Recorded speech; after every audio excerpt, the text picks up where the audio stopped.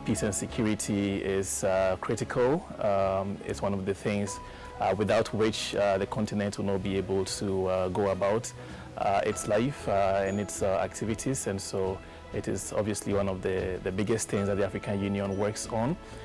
In fact, one of the aspirations of the Agenda 2063, which is the guiding document for the African Union, speaks directly to peace and security, where we envisage a continent that is free of conflict. A peaceful continent, a peaceful nation is a nation of prosperity. Without peace, we cannot talk of anything. People have suffered, properties have been lost, and even lives have been lost because of lack of peace.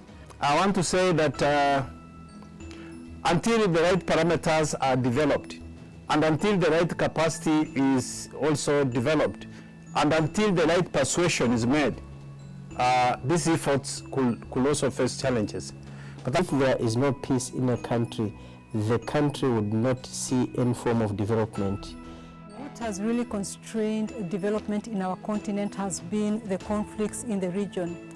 And we find that a lot of the money that has even come into the continent has come into the continent to address peace and security issues. Is that if you look at the APSA budget, the Africa Peace and Security budget, you find a huge percentage of that budget. More than 60% of that budget is going to peacekeeping, to issues of addressing violent conflicts. If you look at the countries that have had long periods of violence and conflicts, like Somalia or Sudan, South Sudan, as well as DRC, you see that there is that, that peace is the foundation of economic, political, and social development. Article 12 of the Peace and Security Council Protocol created the Continental Early Warning System, and it actually stipulated three important things in there. One is data collection using properly defined indicators and their analysis. And the second aspect is to engage with decision makers with different products. And the third aspect is actually to coordinate and collaborate with different stakeholders. And so what we've done is to cover niche around the economic dimensions of conflict, and we have programs that cover the full spectrum of the conflict life cycle. We've got programs that cover conflict prevention, conflict management, post-conflict reconstruction, and also security. And most of our programs are really geared towards, and the peace and security programs are really geared towards structural prevention of conflict.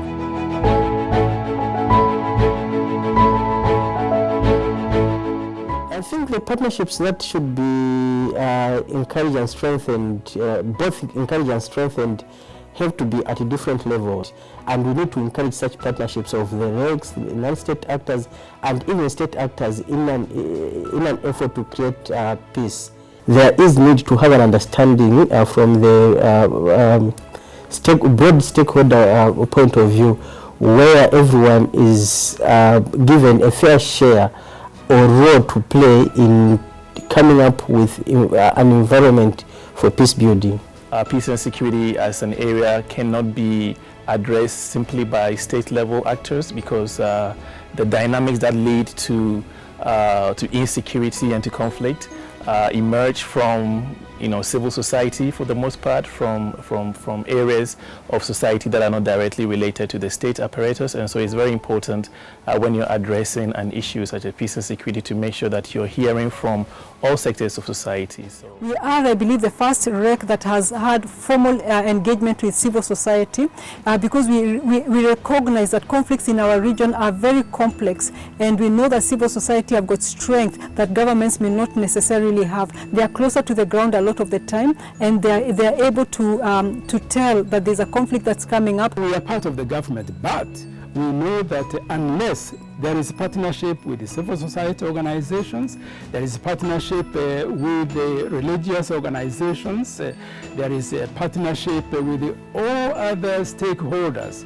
those that are keen on promoting peace. We are also looking for partnerships like organizations like Save the Children, who have got a competence in the issue of addressing children in armed conflict. For a long time, that is something that has been forgotten, and we know that we need to really bring some of these things up in the agenda. Issue about youth. And I want to thank the organizers of this workshop, that they brought also the Save the Children, which is a civil society organization that has been very focal on grassroots issues to do with violence of children, and also all manner of torture to children during conflicts. When we look at peace and security, children are at the center of it. When you look at the impact of conflict, impact of wars, impact of violence, children bear the burdensome effects of it all. Look at physical effects in terms of life, in terms of personal safety, in terms of security.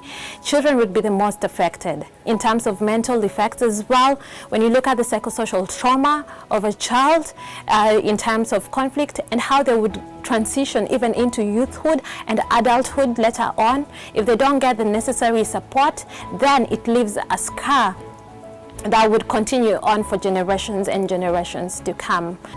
Most of this relationship with the civil society organizations in the African Union is guided by the Livingston formula, which actually defines how the AU is going to interact in issues of peace and security related to African countries with civil society organizations.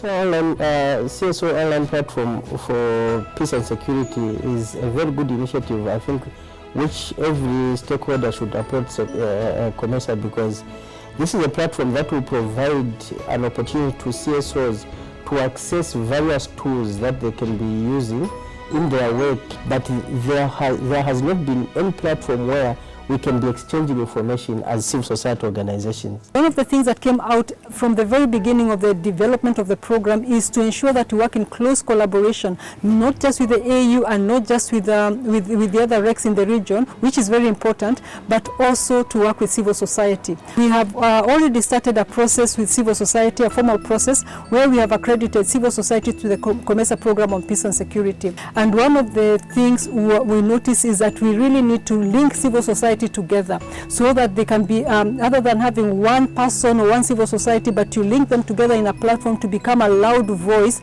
to advocate for issues of peace and security. And we believe that using the platforms, we will be able to link them also with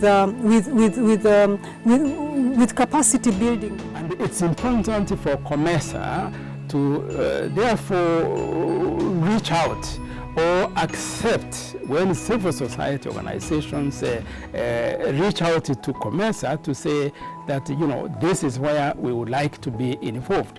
One area, for example, some of the civil society organizations have done a lot of work in the area of extrajudicial killings, for example.